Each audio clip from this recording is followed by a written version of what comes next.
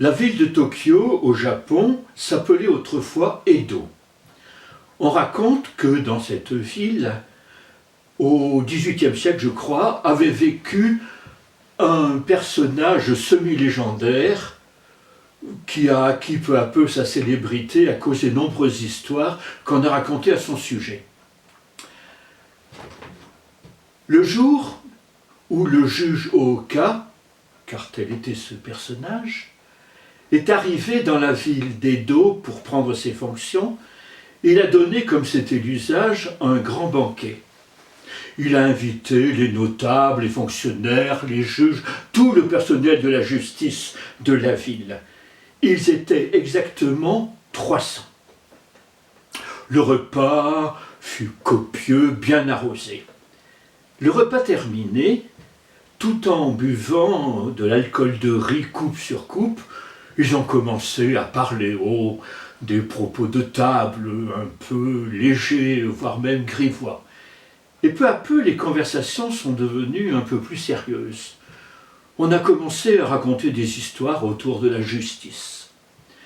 Et à un moment, un juge a demandé la parole. « Mes amis, a-t-il dit, j'aimerais que vous me donniez votre avis sur un sujet qui me tient à cœur depuis longtemps.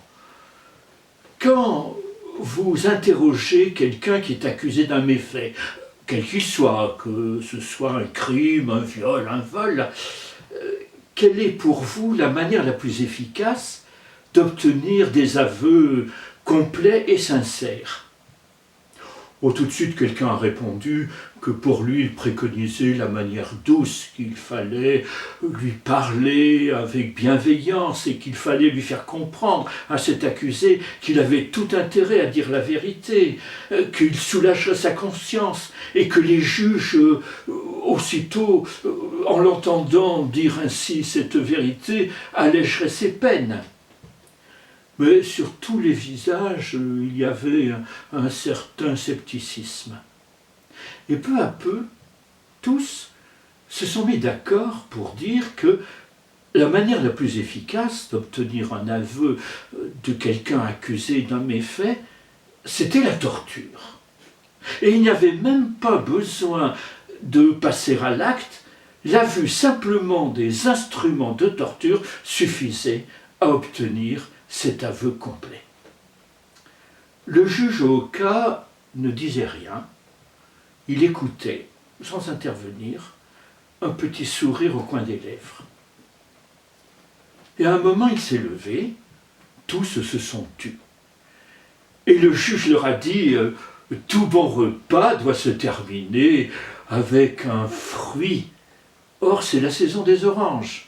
Elles sont mûres, elles sont embaumées, elles sont douces comme le miel.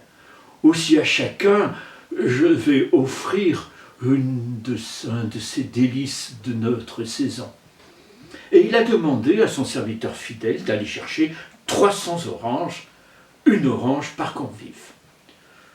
Le serviteur s'est incliné, il a quitté la salle, on a attendu un certain temps, et même un temps certain, et on a vu revenir le serviteur qui tirait un gros sac rempli d'oranges. Le juge lui a demandé s'il y avait bien là le compte exact. « As-tu bien cueilli les 300 oranges ?»« Oui, Seigneur, a dit le serviteur. »« Eh bien, soit, commence à faire la distribution. » Ça a pris un temps certain, mais peu à peu, on est arrivé à la fin du compte. Le serviteur a offert 297, 18, 19, mais il a eu beau chercher, impossible de trouver la 300e orange. Le serviteur était là. Il a dit au juge, j'ai compté, j'ai recompté, plutôt 2 fois qu'une, je vous assure qu'il y avait 300 oranges, je ne comprends pas. Oh, le juge lui a dit, aussi je comprends bien, en tout cas il va falloir que quelqu'un soit privé de dessert, de cette délicieuse friandise. Mais le serviteur a dit, mais juge, je vous assure, oui bon, je comprends, hein. Tu n'as pas pu céder, tu as cédé à la tentation et tu as pris une orange et tu l'as mangée, allons, avoue, ce n'est pas bien grave, mais dis-le. Mais non, a dit le serviteur, je vous jure, ô mon juge, que je n'ai pas volé cette orange. Jamais il me serait venu à l'idée de prendre cette orange. Bon, le juge s'est tourné vers tous ses convives en disant, bien je crois qu'il va falloir, puisque vous l'avez préconisé, utiliser la manière forte pour obtenir la vérité de cet homme.